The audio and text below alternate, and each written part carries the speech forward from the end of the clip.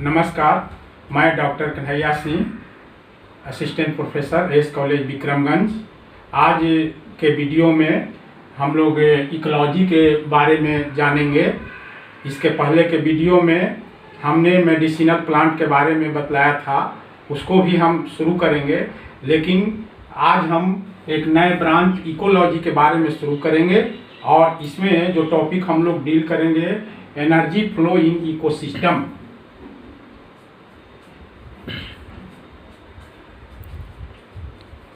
Energy flow in eco system.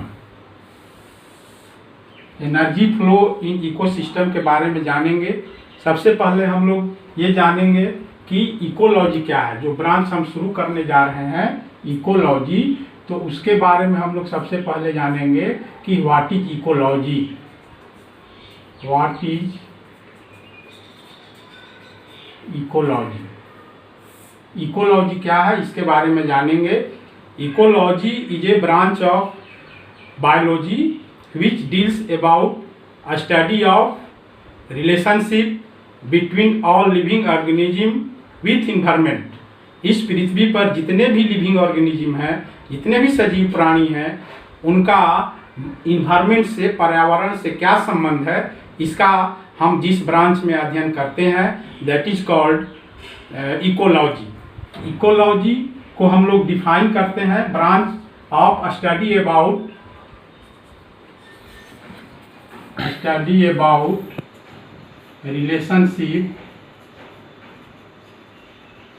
relationship between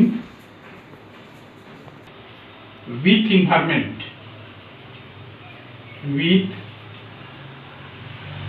environment called ecology।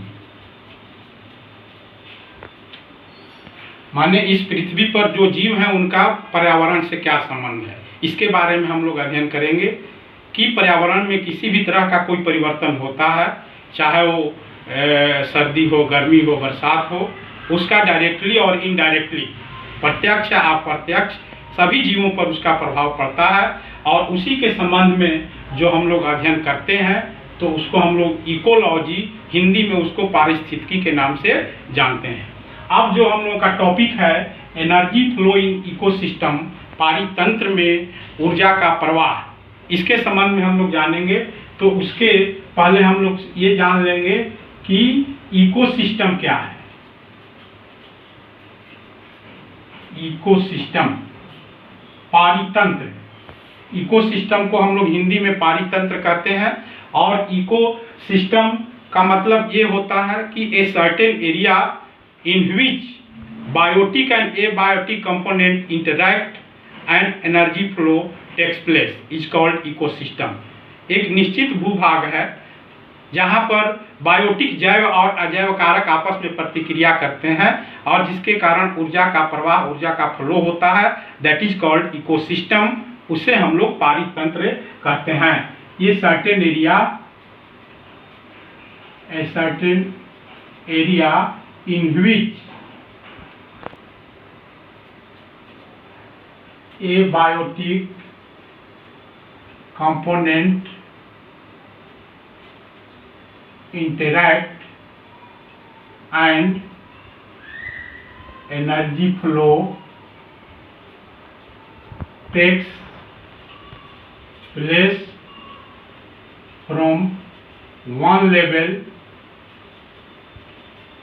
to called ecosystem. अब इस ecosystem, पारितंत्र के बारे में आप समझ रहे हैं।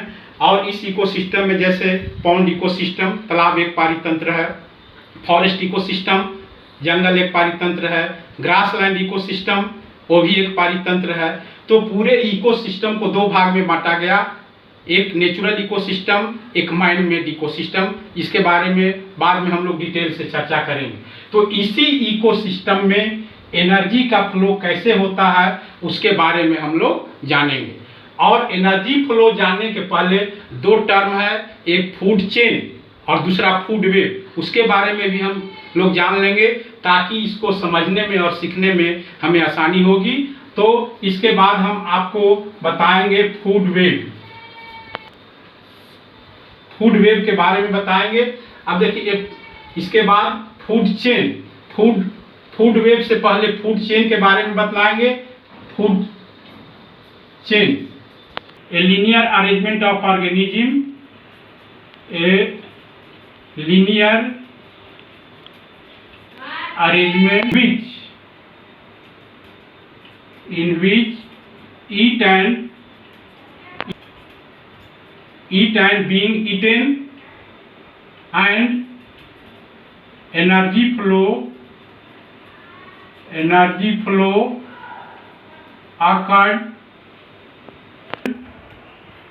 one trophic level to another trophic level called food chain। आहार श्रृंखला कहते हैं। लीनियर अरेंजमेंट ऑफ ऑर्गेनिज्म, जीवों का एक चेन, एक श्रृंखला जिसमें खाया भी जाता है, खाता भी है और दूसरे के द्वारा खाया भी जाता है, जिसके द्वारा ऊर्जा का प्रवाह एक लेवल से, एक ट्रॉपिक लेवल से दूसरे ट्रॉपिक लेवल पर होता है, उसे हम लोग फूड चेन कहते हैं। और जब बहुत सारे फूड चेन कहीं पर आपस में जुड़ जाते हैं और नेटवर्क बनाते हैं तो उसी को हम लोग फूड वेब कहते हैं। लीनियर फूड चेन, इसका डिफिनेशन है फूड वेब का, when eight A point and form network structure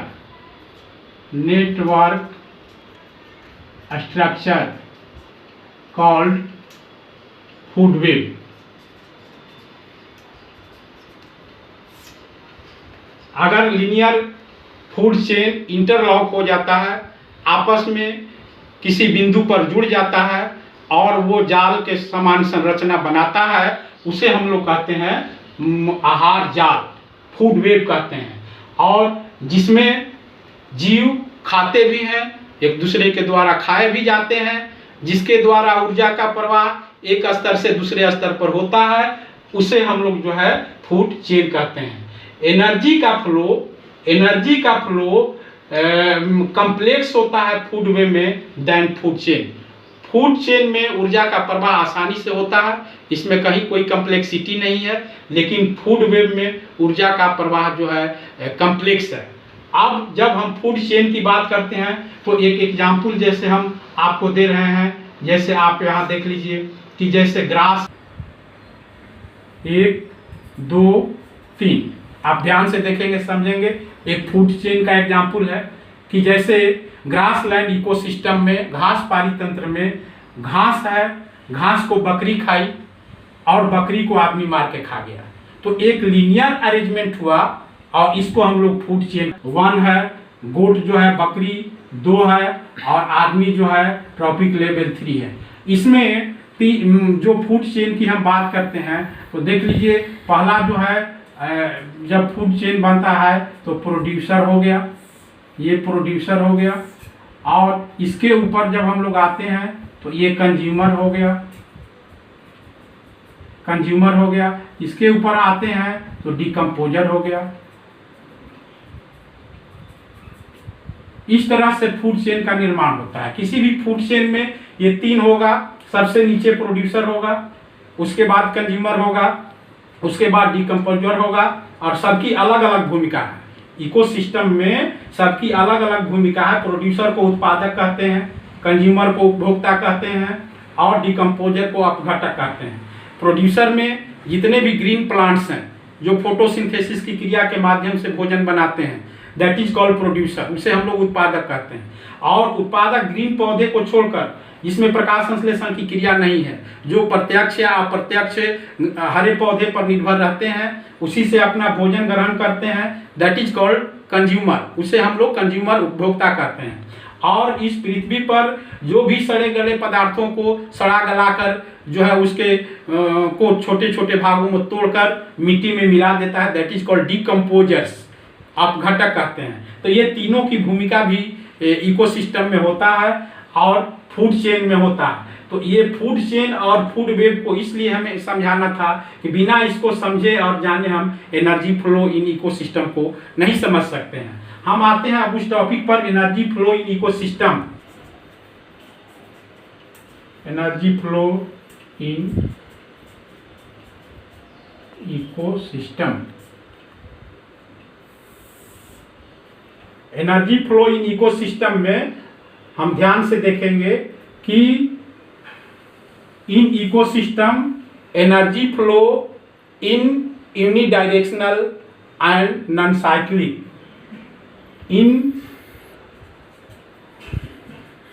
food chain energy flow is unidirectional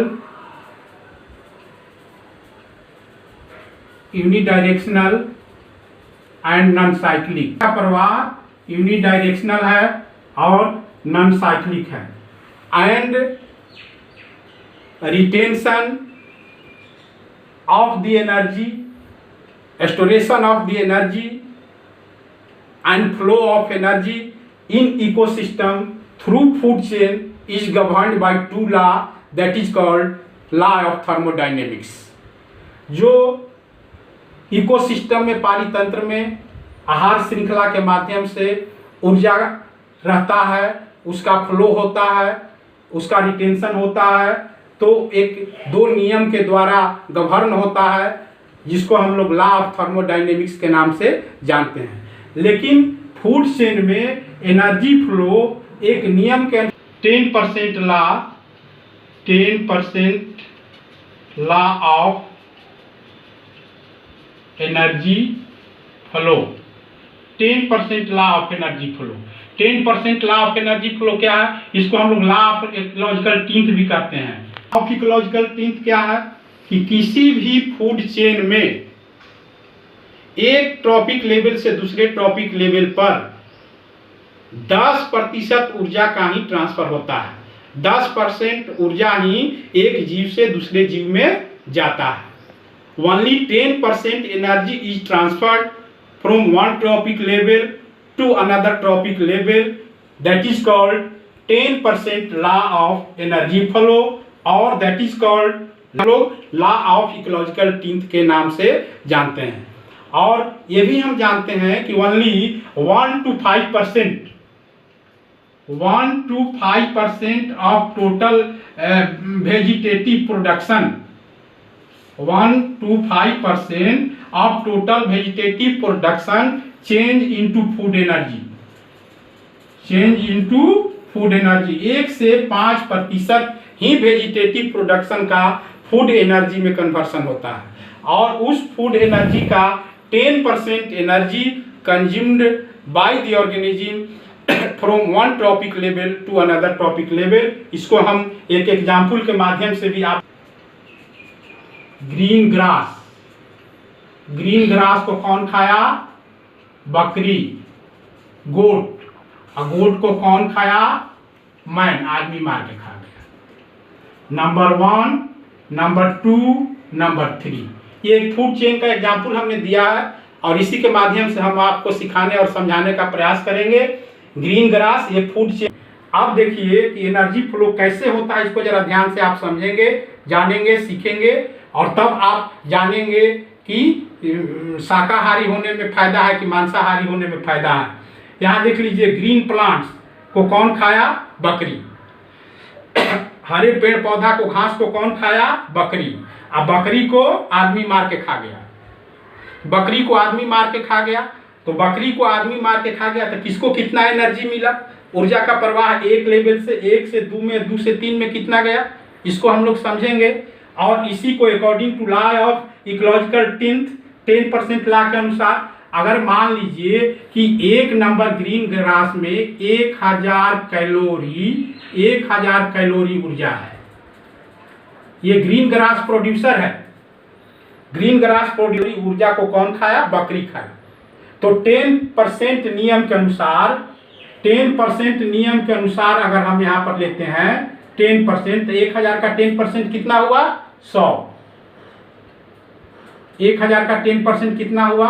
100 calorie. यानी अगर घास में प्रोड्यूसर है, उत्पादक है, 1000 कैलोरी ऊर्जा है और इस घास को बकरी खाती है तो बकरी को कितना ऊर्जा मिलेगा? 100 कैलोरी। बकरी को 100 कैलोरी। आदमी बकरी के मांस को खाता है, खस्सी के मांस को खाता है तो इसका 10%, 100 का 10% आदमी को कितना मिलेगा? 10 कैलोरी। 10 कैलोरी आदमी को ऊर्जा मिलेगा। अब आप देख लीजिए कि जो प्रोड्यूसर है, उत्पादक है, उसमें 1000 कैलोरी ऊर्जा है, उसका 10% बकरी को 100 कैलोरी ऊर्जा मिला। और आदमी अगर मांसाहारी है और इस बकरी के मांस को खाता है, खस्सी के मांस को खाता है, मुर्गा खाता है तो उसको कितना एनर्जी मिला? 10 कैलोरी ऊर्जा मिला। तो इसी को हम इन फूड चेन, माने फूड चेन में या किसी भी इकोसिस्टम के फूड चेन में ऊर्जा का प्रवाह governed by law of ecological teeth, governed by law of ecological teeth, यानी 10% लॉ ऑफ एनर्जी फ्लो। इसके अनुसार दूसरा एग्जांपल हम आपको दे रहे हैं कि ग्रीन ग्रास को अगर सीधे आदमी खाता है, मैं अगर मान लीजिए ये ट्रॉपिक लेवल 1 हो गया, ये ट्रॉपिक लेवल 2 हो गया। आदमी अगर शाकाहारी है, प्योर वेजिटेरियन है, अगर वो ग्रीन ग्रास को, घास पात को, साग को खाता है, ग्रीन वेजिटेबल्स को खाता है तो आप देखिए कि उसको कितना एनर्जी मिलता है। 1000 कैलोरी इसमें एनर्जी है, 1000 कैलोरी है और 1000 कैलोरी का 10% कितना मिलेगा आदमी? दोनों को देखकर वैज्ञानिक तरीके से सोचिए कि शाकाहारी होने में फायदा है कि मांसाहारी होने में फायदा है, वेजिटेरियन होने में फायदा है कि नॉन वेजिटेरियन होने में फायदा है। आप सीधे आप देख सकते हैं कि जो भी आदमी अगर मांसाहारी है, नॉन वेजिटेरियन है, उसको ऊर्जा कितना कम मिल रहा है? कितना मिल रहा है? 10 कैलोरी एनर्जी। जो आदमी शाकाहारी है उसको 10 कैलोरी ऊर्जा मिल रहा है और जो मांसाहारी है उसको 10 कैलोरी ऊर्जा मिल रहा है। और जो आदमी शाकाहारी है, सीधे घास पात ग्रीन वेजिटेबल्स को खाता है, उसको कितना एनर्जी मिल रहा है? 100 कैलोरी ऊर्जा मिल रहा है। तो जो वेजिटेरियन है consume more energy than carnivorous, मांसाहारी से उसको ज्यादा ऊर्जा मिलती है। और इसलिए और इसमें और घाटा है कि एक तो उसको ऊर्जा, भोजन को पचाने में कम ऊर्जा खर्च होती है, तो दोनों तरफ से इसको फायदा है।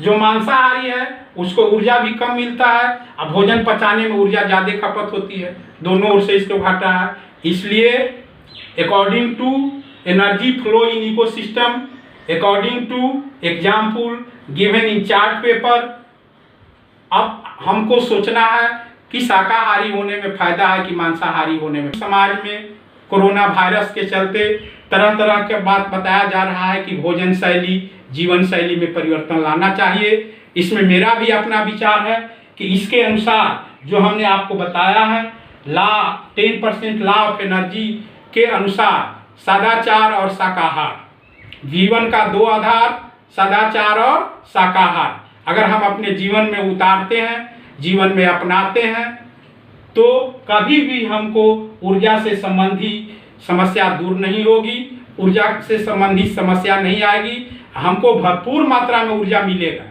इसलिए मेरा आज के इस टॉपिक के माध्यम से आपको संदेश देना है, सदा जीवन उच्च विचार, सदाचार और शाकाहार, तब इस तरह के आने वाली समस्याओं से, आने वाली महामारी से हम उसका डट कर मुकाबला कर सकते हैं, शरीर के प्रतिरोधक क्षमता को बढ़ा सकते हैं, जीवाणु और रोगाणु से लड़ सकते हैं और कोरोना जैसी महामारी को हरा सकते हैं। तो आज के टॉपिक में हम इतना ही, फिर अगले दिन हम दूसरे टॉपिक के साथ आएंगे।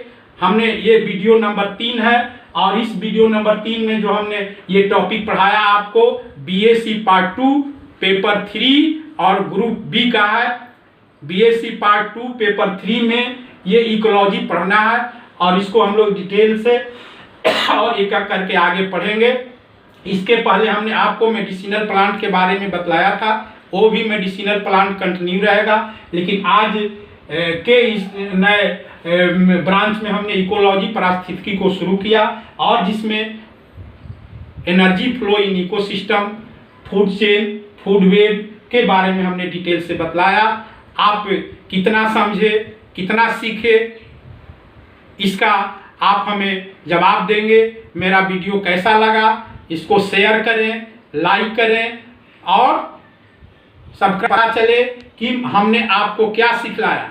अगर अच्छा नहीं लगे तो डिसलाइक भी करें ताकि हमको ये पता चले कि और हमें क्या सुधार करना है, ताकि हमारे वीडियो के माध्यम से आप अधिक से अधिक सीख कर और ज्ञानार्जन कर सके। इसी के साथ मैं आज इस टॉपिक को विराम देता हूँ। जय शिक्षक, जय छात्र।